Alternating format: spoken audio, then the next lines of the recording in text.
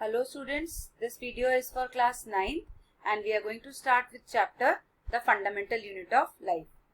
और इस chapter में we are going to do some introduction of the lesson and वहाँ पर बहुत सारे साइंटिस्ट के नाम हैं और उनका क्या contribution है ये हम देखने वाले हैं. फिर हम सेल थ्योरी डिस्कस करेंगे कि सेल थ्योरी क्या होती है. नेक्स्ट जो टॉपिक हमारा डिस्कशन का रहेगा वो होगा why do cells have different shapes. फिर हम कुछ यूनिसेल्युलर और मल्टीसेल्युलर ऑर्गेनिजम्स के बीच में डिफरेंसेस पढ़ेंगे और समझेंगे what is division of labour. तो चलिए let's start with our topic cell. Now cell क्या है? वी ऑल नो कि सेल जो है वो basic structural and functional unit of life है. This is the definition of the cell कि cell is the basic structural and functional unit of all living organism.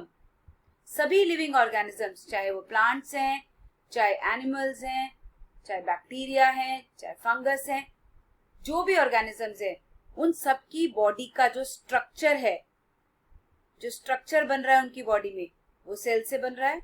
और उनकी बॉडी के जितने भी काम हैं वो भी सब सेल कर रहा है. तो सेल स्ट्रक्चरल यूनिट है क्योंकि ये बिल्डिंग ब्लॉक ऑफ लाइफ है और सारे के सारे फंक्शंस जैसे न्यूट्रिशन, रेस्पिरेशन, एक्सक्रीशन, ये सब भी सेल कर रहा है. तो अगर हम इसको एक तरह से और समझे तो जैसे एक वॉल को बनाने के लिए बहुत सारी ब्रिक्स की जरूरत होती है, सिमिलरली किसी भी ऑर्गेनिज्म को बनाने के लिए बहुत सारे सेल्स की जरूरत होती है. अब यहाँ पर हम ये वर्ड अगर यूज कर रहे हैं कि बहुत सारे सेल्स की जरूरत होती है तो वो मल्टी सेल्यूलर ऑर्गेनिजम्स के लिए. अगर कोई यूनिसेल्यूलर ऑर्गेनिज्म है तो उसकी बॉडी सिर्फ वन सेल से बनी है. तो यहाँ पर अभी हम सिर्फ सेल की डेफिनेशन समझेंगे.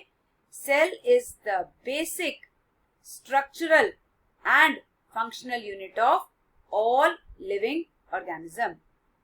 नाउ अब सेल बहुत छोटा है, ठीक है, हमको नजर नहीं आता. तो सेल की डिस्कवरी हुई थी जब माइक्रोस्कोप इन्वेंट हुआ. अब माइक्रोस्कोप कब इन्वेंट हुआ, सबसे पहले सेल किसने देखा और उसके बाद सेल स्टडी में क्या क्या डेवलपमेंट हुई, ये एनसीईआरटी में कुछ साइंटिस्ट के नाम दे रखे हैं. हम उनको स्टडी करते हैं कि किस साइंटिस्ट की किस डिस्कवरी से क्या चीज हमको पता चली. तो यहाँ से हम शुरू कर रहे हैं सेल की कुछ हिस्ट्री पढ़ना, ठीक है. तो बहुत पुराने समय में जाते हैं, करीब आज से अबाउट 400 इयर्स पहले, यानी कि हम पहुंच गए हैं ईयर 1665 में, जब एक देयर वाज अ पर्सन और उनका नाम था रॉबर्ट हुक. अब रॉबर्ट हुक क्या थे? वो इंग्लैंड में कुछ इंस्ट्रूमेंट्स के क्यूरेटर थे, means he was looking after the instruments.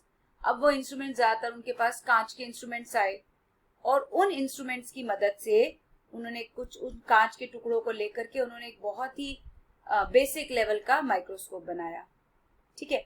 और बेसिक लेवल का माइक्रोस्कोप से उन्होंने पेड़ में से कॉर्क सेल्स को ऑब्जर्व किया. अब वो कॉर्क सेल्स जो उन्होंने ऑब्जर्व किए वो कुछ इस शेप के थे, जैसे एक मधुमक्खी का छत्ता, ठीक है, बी हाइव के शेप के उनको ऐसे स्ट्रक्चर्स नजर आए. तो उन्होंने देखा कि भाई ये तो कुछ अलग अलग कंपार्टमेंट्स बन रहे हैं, ठीक है, छोटे छोटे उनको कंपार्टमेंट्स नजर आए. उन्होंने बोला ठीक है भाई, एक कंपार्टमेंट को मैं नाम देता हूं और इसको मैं बोलूंगा सेल. तो इन 1665 रॉबर्ट ब्राउन ने सबसे पहली बार कुछ कंपार्टमेंट्स देखे कॉर्क में और उन्होंने नाम दिया उसको सेल. उसके बाद एक और डच शॉपकीपर थे, उन्होंने कुछ और माइक्रोस्कोप को इम्प्रूव किया. जो रॉबर्ट हुक का माइक्रोस्कोप था उसकी और इम्प्रूवमेंट करने के बाद उन्होंने पॉन्ड वाटर में देखा. ये अब तक काफी साल बीत चुके थे और बात आती है सन 1674 की. उन्होंने क्या करा, 1674 में पॉन्ड वाटर को देखा और वहां पर उनको दिखे कुछ फ्री लिविंग सेल्स, कुछ ऐसे सेल्स पानी में से दौड़ रहे थे. उन्होंने कहा अरे ये क्या नजर आ रहा है? तो उन्होंने कहा अरे मुझे तो यहाँ पर क्या दिख रहे हैं, फ्री लिविंग सेल्स। ये फ्री लिविंग सेल्स तब तक बैक्टीरिया नाम नहीं आया था, लेकिन बाद में हमने इन सेल्स को बैक्टीरिया के नाम से जाना कि ये तो सेल जो देखे गए पानी में वो क्या थे, बैक्टीरिया। उसके बाद तो बहुत सालों तक सेल के ऐसा कुछ डिस्कवरी में आया नहीं। अब आ गए हम ईयर 1831 में। ठीक है, देखो कितने साल हो गए। 1831 में सेम नाम रॉबर्ट, लेकिन सरनेम अलग है। He was Robert brown. और रॉबर्ट ब्राउन क्या थे, एक बॉटनिस्ट थे। बॉटनिस्ट कौन होता है, जो प्लांट की स्टडी करता है, उसको हम बॉटनिस्ट बोलते हैं। तो रॉबर्ट ब्राउन ने क्या देखा कि अगर एक सेल है तो उसके सेंटर में एक डार्क कलर का कुछ उनको अपने माइक्रोस्कोप से नजर आया। अब उन्होंने कहा कि इस डार्क चीज को मैं नाम दूंगा न्यूक्लियस। तो यहां से ईयर 1831 में रॉबर्ट ब्राउन ने न्यूक्लियस डिस्कवर किया। फिर 1839 में एक और साइंटिस्ट आए जिनका नाम था पुरकेनजी। पुरकेनजी ने बोला कि भाई ये जो न्यूक्लियस नजर आ रहा है आपको, ठीक है, न्यूक्लियस नजर आ रहा है, बाहर एक मेम्ब्रेन है, अंदर न्यूक्लियस है, ये तो सब पहले से डिस्कवर हो चुका। तो पुरकेनजी ने बोला कि भाई मैं भी तो कुछ कंट्रीब्यूशन करूंगा ना। तो उन्होंने क्या कहा कि सेल के अंदर का जो ये पूरा हिस्सा है, जो सेल के अंदर का पूरा ये स्ट्रक्चर है, इसको एक नया नाम देते हैं और इसको उन्होंने नाम दिया प्रोटोप्लाज्म। तो Purkinje was a scientist who named, who coined the word protoplasm. फिर पहुंचते हैं ईयर 1838 में। अब 1838 में पहुंचने पर यहां तक दो साइंटिस्ट आए, एक श्लीडन, एक श्वान। ना श्वान he was a zoologist. Zoologist मतलब जो एनिमल्स की स्टडी करता है, और श्लीडन वो एक बॉटनिस्ट थे। बॉटनिस्ट कौन होता है, अभी ऊपर डिस्कस किया कि वो प्लांट्स की स्टडी कर रहे थे। अब ये दोनों अलग अलग अपना काम कर रहे थे, एक प्लांट्स को स्टडी कर रहा है, एक एनिमल्स को स्टडी कर रहा है। लेकिन इन दोनों ने क्या देखा कि प्लांट्स और एनिमल्स दोनों बने हुए हैं सेल्स से। ठीक है, तो इन्होंने कहा कि भाई प्लांट्स और एनिमल्स दोनों सेल से बने हुए हैं। प्लांट्स एंड एनिमल्स की बॉडी बनी हुई है सेल से। और एक बात तो इन्होंने ये बोली, और दूसरी बात इन्होंने बोली कि सेल जो है वो लाइफ का बेसिक यूनिट है। सेल क्या है, लाइफ का बेसिक यूनिट। तो यहां पर इन्होंने जो दो लाइनें बताई दुनिया को कि भाई प्लांट्स और एनिमल सेल से बने हैं और सेल बेसिक यूनिट है, तो इन दोनों लाइंस को मिलाकर बोला गया सेल थ्योरी। ठीक है, इन्होंने बोला हमने एक सेल थ्योरी दी कि प्लांट्स और एनिमल्स दोनों की बॉडी बनी है सेल से, और दूसरा कि सेल जो है वो लाइफ का बेसिक यूनिट है। अब सेल थ्योरी देने के बाद इन्होंने ये तो बताया नहीं कि सेल एक्चुअली में जो पहला सेल है वो कहां से आया। तब एक और साइंटिस्ट आए, रुडोल्फ विर्चॉ।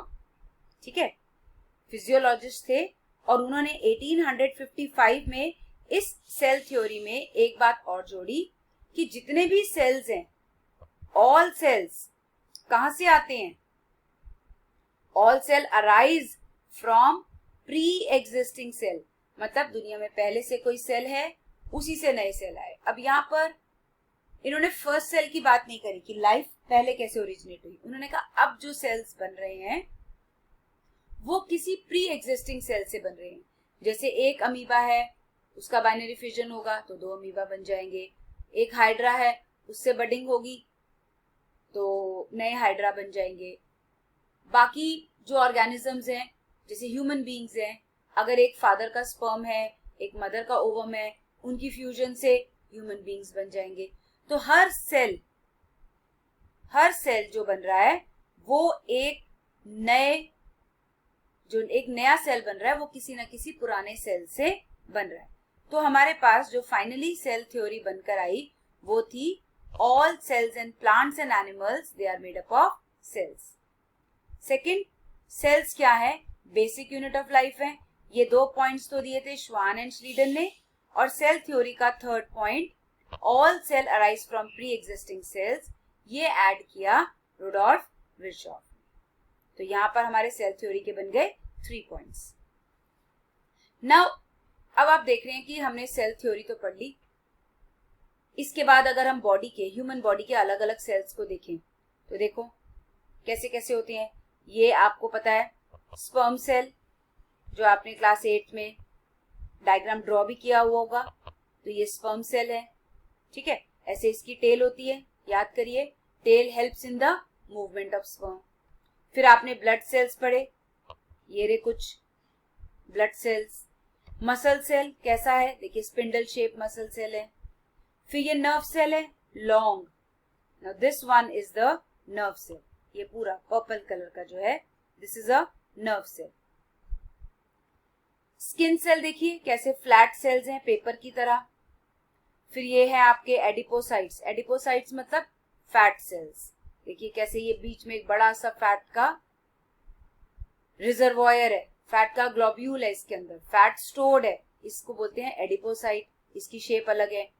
फिर ये बोन सेल, इसको हम बोलते हैं ऑस्टियोसाइट्स, देखिए इसकी शेप बिल्कुल अलग है। तो यहां पर हम देख रहे हैं कि अगर हम सेल्स की बात करें तो ह्यूमन बॉडी के ये सभी सेल्स देखिए अलग अलग तरह के हैं। अब ये ऐसे क्यों है, जैसे न्यूरॉन बहुत लंबा है, वायर लाइक है, क्योंकि इसको काम क्या करना है, इसको एक ऑर्गन से दूसरे ऑर्गन पर मैसेज ट्रांसफर करना है। अभी हमने फैट सेल देखा, फैट सेल कैसा था, राउंड, क्यों, क्योंकि उसको फैट स्टोर करने हैं। फिर मसल सेल देखा, मसल सेल कैसा था, स्पिंडल शेप, क्यों, क्योंकि उसको कॉन्ट्रैक्ट और रिलैक्स करना है, जिसकी वजह से बॉडी की मूवमेंट होगी। तो ऐसे हमने देखा हर एक का स्ट्रक्चर अलग है, क्योंकि सबका फंक्शन अलग है। तो यहां से हमारा एक क्वेश्चन सॉल्व होता है कि why do cells have different shapes and sizes. तो आंसर तो सबको क्लियर हो गया, क्यों है सेल्स के डिफरेंट शेप्स एंड साइजेस।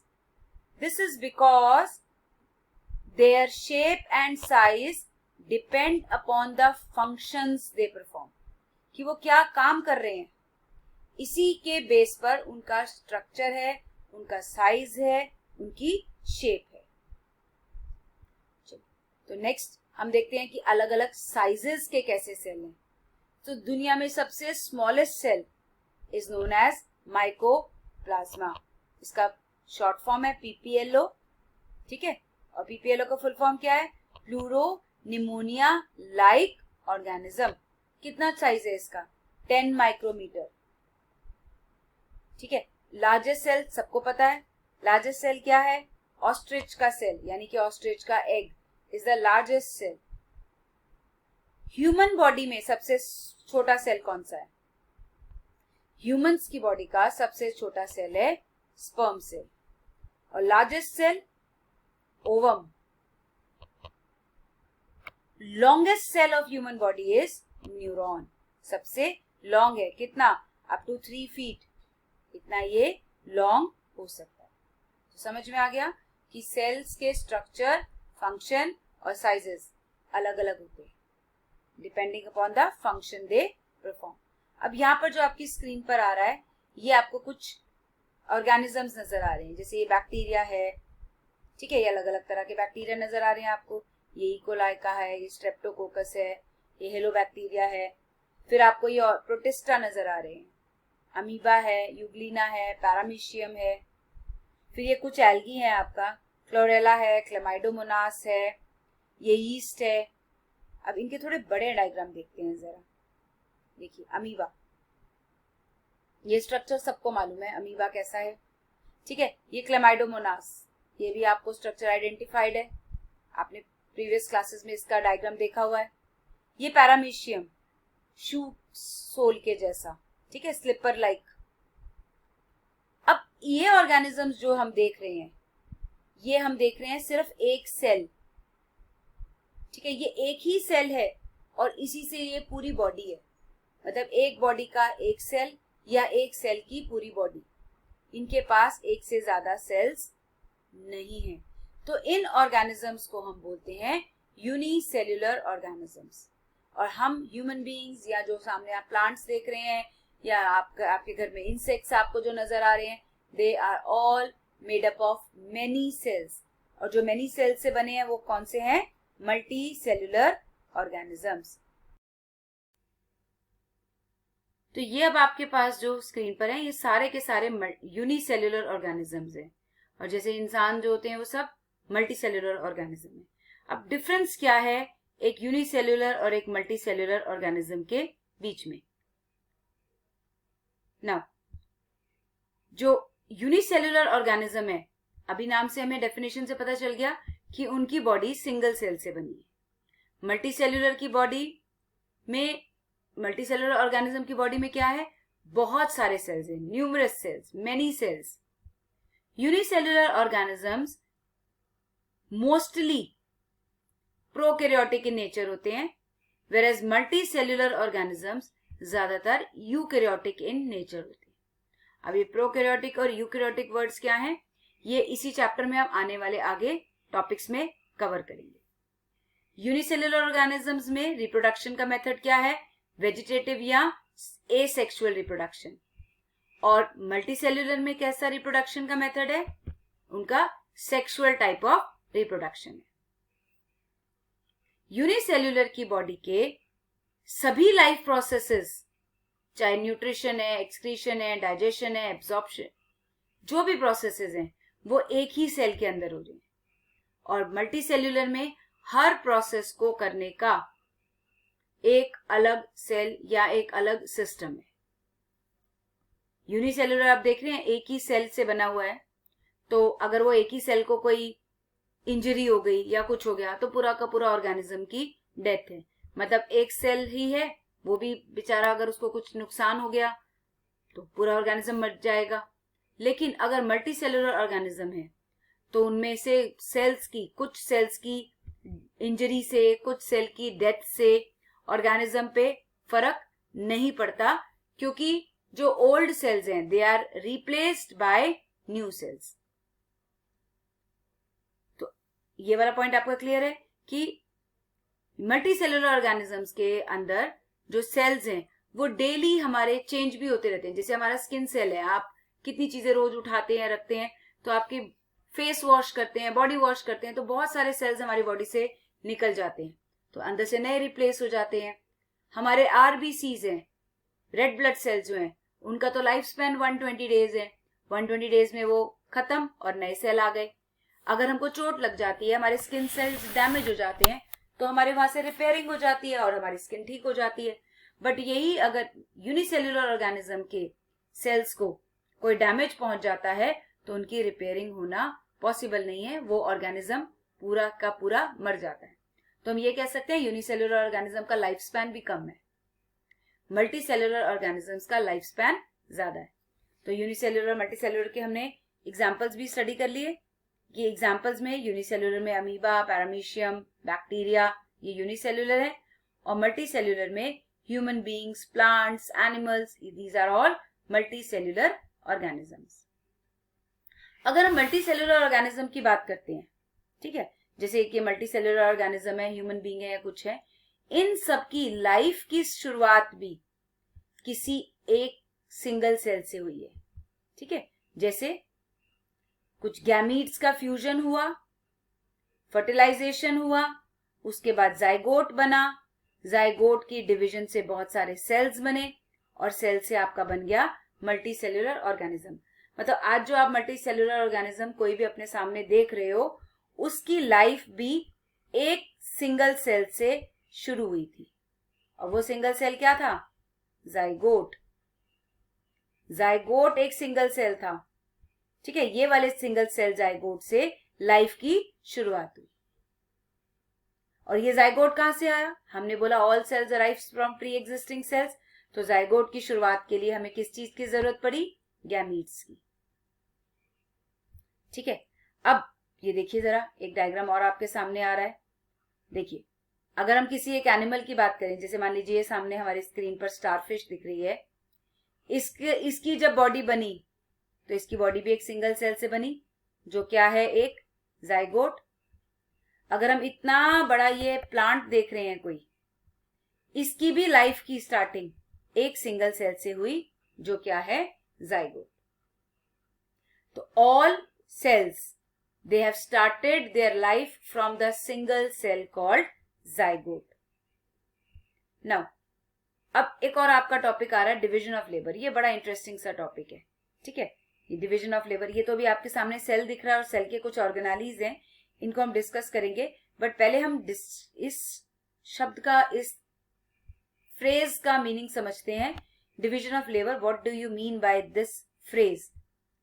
अब जैसे अगर हम एक ह्यूमन बॉडी की बात करें तो आप ये देख रहे हो कि ये जो है पूरा यहां से, ये पूरा हमारा क्या है, सबको समझ आ रहा है, ये तो हमारा है डाइजेस्टिव सिस्टम। और डाइजेस्टिव सिस्टम में क्या होता है, डाइजेस्टिव सिस्टम हमारा न्यूट्रिशन के लिए रिस्पॉन्सिबल है। इनटेक ऑफ फूड, उसका डाइजेस्ट कराकर सारे न्यूट्रिएंट्स बॉडी को सप्लाई करना। फिर ये सामने देख रहे हैं आपका, ये क्या है, ये ब्रेन है, इसके बाद ये स्पाइनल कॉर्ड है, और यहां से बहुत सारी नर्व्स अराइज हो रही हैं, ठीक है, ये बहुत सारी आपको क्या दिख रही हैं, नर्व्स। ये क्या बन गया आपका, नर्वस सिस्टम। ये किस लिए रिस्पॉन्सिबल है, ये हमारे बॉडी के सारे मैसेजेस लेके आने और ले जाने के काम आता है, ठीक है। तो हम ये देख रहे हैं हमारी बॉडी में डाइजेस्टिव सिस्टम है जो खाने के लिए रिस्पॉन्सिबल है, रेस्पिरेटरी सिस्टम है जो बॉडी में कार्बन डाइऑक्साइड और ऑक्सीजन के एक्सचेंज के लिए रिस्पॉन्सिबल है, रिप्रोडक्टिव सिस्टम है जिससे कि नए ऑर्गेनिजम्स बन रहे हैं, और हमारा नर्वस सिस्टम है जिससे कि हम बॉडी की इंफॉर्मेशन यहां से वहां ट्रांसफर कर रहे हैं, हमारा इम्यून सिस्टम है जो हमें डिजीज को फाइट करने के लिए मदद कर रहा है, हमारा एक्सक्रीटरी सिस्टम है जो हमारी बॉडी के वेस्ट रिमूव कर रहा है, हमारा एंडोक्राइन सिस्टम है जो हार्मोन्स रिलीज कर रहा है जिससे कि बॉडी को रेगुलेट करके रखना है, बॉडी को कंट्रोल करके रखना है। तो यहां देख रहे हो कि एक सिस्टम एक काम कर रहा है, वो दूसरे के काम में इंटरफेयर नहीं कर रहा है, ठीक है। एंडोक्राइन का काम एक्सक्रीटरी सिस्टम नहीं कर रहा है, एक्सक्रीटरी सिस्टम का काम एंडोक्राइन सिस्टम नहीं कर रहा है। तो यही है division of labour. This is what is called division of labour, कि हर सिस्टम का हमारी बॉडी में एक अलग काम है। इसका मतलब हमारी बॉडी में डिवीजन ऑफ लेबर है। अगर अब हम बात करें कि अगर हम एक सिस्टम की बात करें तो सिस्टम में भी हमारे पास देखिए ये डाइजेस्टिव सिस्टम है, इसके अलग अलग पार्ट्स हैं, अलग अलग ऑर्गन्स हैं, अलग अलग ऑर्गन्स का अलग अलग काम है, ठीक है। ये सब स्क्रीन पर लिखे हुए हैं और आपको डाइजेस्टिव सिस्टम के सभी पार्ट्स के फंक्शंस मालूम है, क्या पार्ट कौन सा फंक्शन करता है। तो यहां पर भी डिवीजन ऑफ लेबर देखने को मिल रही है कि डिवीजन ऑफ लेबर पूरे ऑर्गेनिज्म में भी है क्योंकि अलग अलग सिस्टम है। फिर अलग अलग सिस्टम में अलग अलग ऑर्गन्स भी अलग अलग काम कर रहे हैं, वहां भी डिवीजन ऑफ लेबर है। अभी अगर हम एक सेल की बात करें तो डिवीजन ऑफ लेबर आपको सेल के अंदर भी देखने को मिलती है, ठीक है। जैसे ये एक सेल है, इसके अंदर ये आपके अलग अलग छोटे छोटे पार्ट्स हैं, इन सबको हम बोलते हैं सेल ऑर्गेनाली। अभी हम आने वाले इसी लेसन में अगले वीडियोस में सेल ऑर्गेनाली को भी कवर करेंगे कि सेल के अंदर जो ये छोटे छोटे पार्ट्स हैं ये कौन से हैं और इनका क्या फंक्शन है। जैसे अभी के लिए अगर मैं बताऊं तो ये याद रख सकते हैं आप, ये माइटोकॉन्ड्रिया जो है ये power house of the cell है, ये सेल को प्रोवाइड करेगा एनर्जी। लाइसोसोम्स जो है ये सेल का क्लीनिंग का काम करते हैं। तो सेल के अंदर भी आपको बहुत सारा ये देखने को मिलता है कि सारे सेल के ऑर्गेनालीज अपना अपना काम कर रहे हैं। तो डिवीजन ऑफ लेबर का मतलब है कि हर कोई अपना काम कर रहा है। डिवीजन ऑफ लेबर का क्या मतलब है कि हर कोई, the work is divided among different organelles of the cell and different organs in an organism. जैसे सिस्टम्स अलग अलग काम कर रहे हैं, सिस्टम के ऑर्गन्स अलग अलग काम कर रहे हैं, और सेल के भी अलग अलग, सेल ऑर्गेनालीज के भी अलग अलग आपके काम। तो ये है आपका डिवीजन ऑफ लेबर, और यहां पर ये आपका टॉपिक पार्ट 1 खत्म होता है। नेक्स्ट के लिए हम देखेंगे। Till then keep reading your NCERT, stay blessed, God bless you all.